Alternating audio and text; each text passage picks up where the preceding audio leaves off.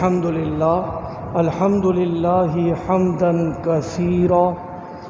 ہفتہ وار درس قرآن و حدیث کی مختصر نشست نبی پاک صلی اللہ علیہ وسلم صحابہ کو ایک سچا واقعہ سناتے ہیں۔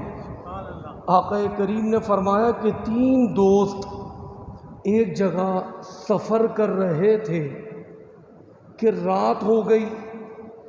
اب رات سفر میں تھے، آرام کرنا تھا، تو کیا کرتے کہ سامنے غار نظر آیا، اس غار کے اندر جا کر آرام کرنے کی نیت سے اندر لے گئے تشریف۔ اب یہ تینوں دوست جیسے اندر گئے، اندر جانے کے بعد جب یہ آرام کرنے لگے تو مصطفیٰ کریم صلی اللہ علیہ وسلم کا فرمان کہ رات کو آندھی چلی، تیز ہوائیں چلی۔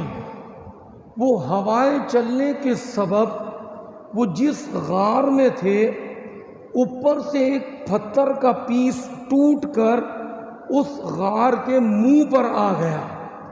اب یہ تینوں غار کے اندر، اور پتھر آ کر اس کے منہ پہ لگ گیا۔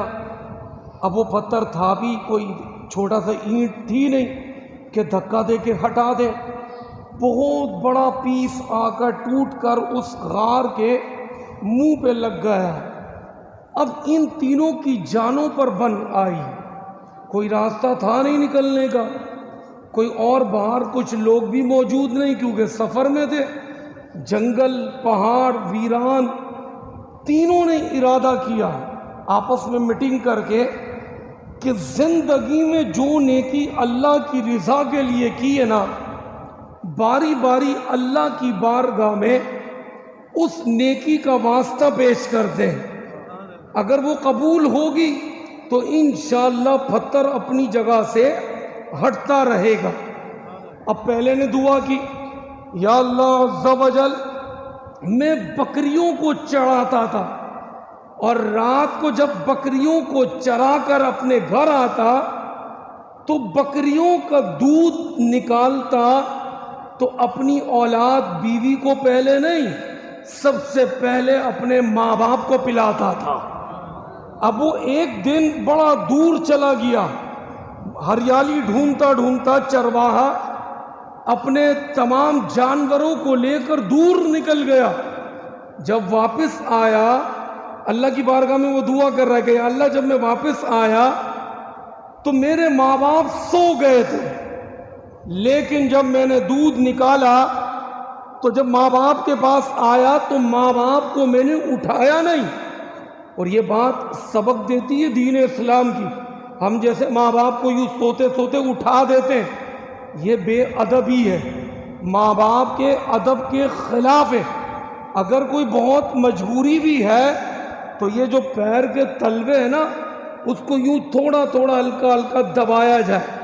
بہت مجبوری ہے کہ کوئی اٹھانا لازم ہے، مثلا نماز کے لیے اٹھانا ہے ماں کو، والد کو، تو اس وقت بھی یہ ایڑیوں کو ہاتھ لگاتے ہوئے، دباتے ہوئے ادب سے اٹھائیں گے۔ اتنا ادب ہے ماں باپ کا۔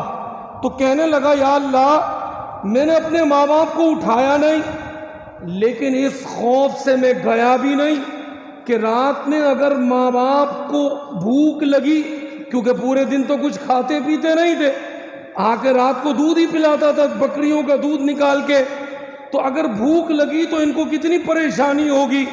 تو یا اللہ، میں پوری رات اپنے ماں باپ کے پاس بیٹھا رہا، اور جب فجر میں ان کی آنکھ کھلی، انہوں نے مجھے دیکھا تو میں نے ان کے سامنے دودھ پیش کیا۔ انہوں نے دودھ نوش کر کے بڑی خوشی کا اظہار کیا، کیونکہ پورے دن کے بھوکے سوئے تھے۔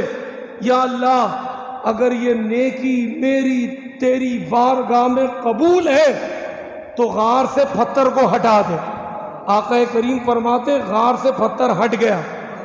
اتنا نہیں ہٹا کہ یہ لوگ باہر نکل سکے، اتنا ہٹ گیا کہ تھوڑی سا جگہ ملی۔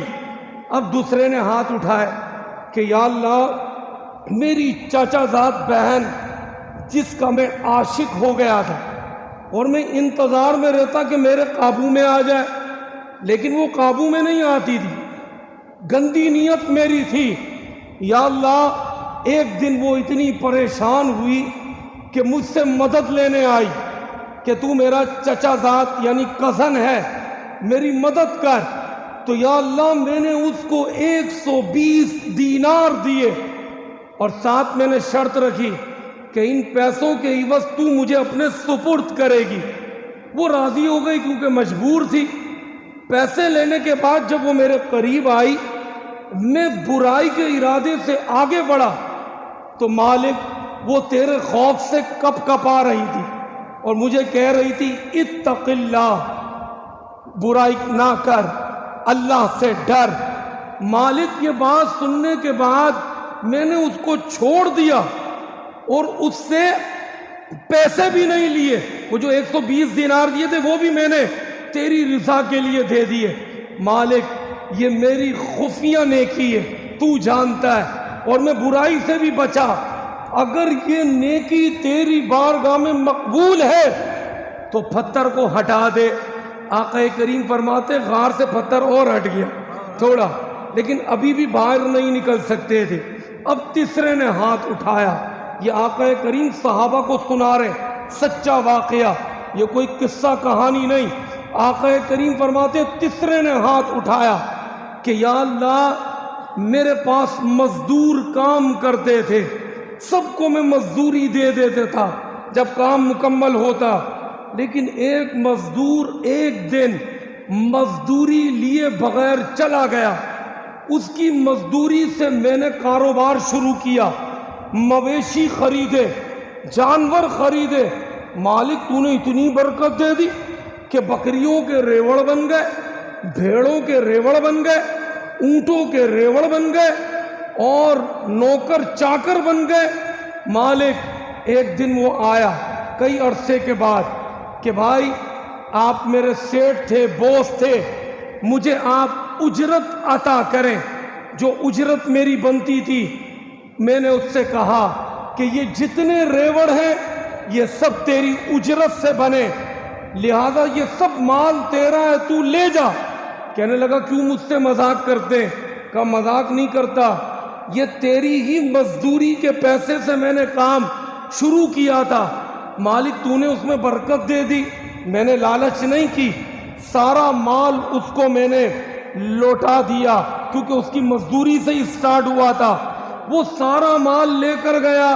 مالک اگر یہ نیکی مقبول ہوئی ہے تو پتھر ہٹا دے، ابھی اس کی دعا مکمل ہی ہونے والی تھی۔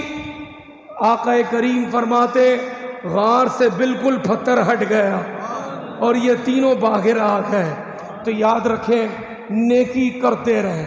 آج زمانے میں نیکی کا صلہ نہیں ملتا۔ آپ 1,00,000 اچھے کام کر لیں، اتنی سی غلطی کریں گے لوگ گردن سے پکڑ لیتے، چھوڑتے نہیں ہیں، اس نیکی کو نہیں دیکھتے۔ لیکن لوگوں سے ہمیں بدلہ نہیں لینا، نیکی نیک ہوتی ہے۔